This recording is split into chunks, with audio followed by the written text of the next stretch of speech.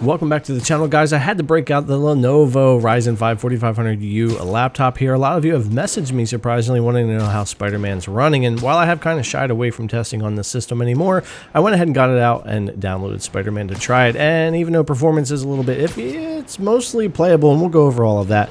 But before we get into it, there is a caveat. The game was crashing on me with my normal 512 megabytes for the RAM, which comes stock. Some of you can change this in BIOS, and some of you can't. I had to up mine to 1 gigabyte here. Now, I only have the 8 gigs of shared RAM here, so I can't really go above that without really tanking system performance.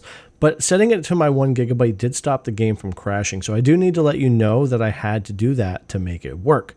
Now let's go ahead and take a look at the settings we're running for now. We will get in and change those a little bit. 720p and FSR is on balanced. I am using it because it does help a little bit. Even though this game is severely CPU bound, it does seem to help more on the APU here. We're all the way down at very low on our preset. I've made sure most things are turned off, and of course all of the camera effects and that type of thing are turned off as well. So we've got things running about as low as we can here. Now, getting into the game itself, like I said, it's playable, but performance can be all over, especially out in the city like this, where this is really going to push the system the most, rendering all the cars and the people and the buildings and all that type of thing. So yeah, that frame rate's pretty rough, but interestingly enough, the inputs are fine. It's not really stuttery, and it doesn't make it to where, like, in combat you get those big hitches where you might die, like on a lower end system where that'll happen sometimes. Yeah, the frame rate sucks. And performance is rough because the thermal throttling, for one thing, the CPU side of things gets hit horribly hard in this game.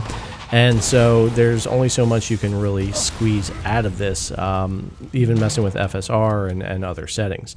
Now, if I go in here and go ahead and change FSR, which we'll play around a little bit, from balanced, which is what I prefer, we'll go over to ultra performance first.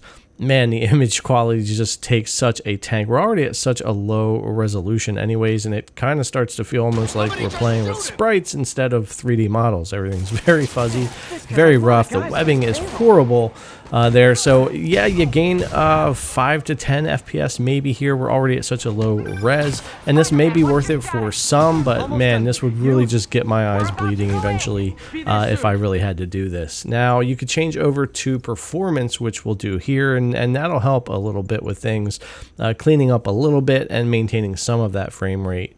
But for me, ultimately, balanced is where I would probably wind up. But here, we'll go ahead and go into performance for a minute, and you'll see a slight gain. It helps keep us a little bit higher on the FPS, but yeah, it's not quite as much as ultra performance. Of course, we're not dipping down to that 26 FPS. Now, going inside here, I'm still on performance. And you'll see, of course, being inside, we'll get slightly better FPS here because we're not outside rendering as much now. If I go into the settings and go back to my normal balanced, while we're inside, you won't notice a huge difference here, but the image quality will definitely be better. So it's just up to you of how you need to run this game, what kind of problems you may run into. Mess with the FSR, but as far as settings, you're pretty much going to keep everything as low as possible.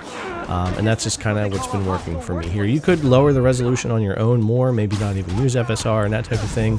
You could dig into it. Is the game playable on the 4500U with 8 gigs of RAM? Yes, but you are going to suffer all the way down to about 20 FPS from time to time. Anyways, guys, I'm going to leave you with a little bit more gameplay. I really appreciate you coming to watch the video as always. If you haven't already, subscribe, thumbs up, ring the bell, leave your comments, and I'll see you in the next one. Take those shooters out. You're lucky.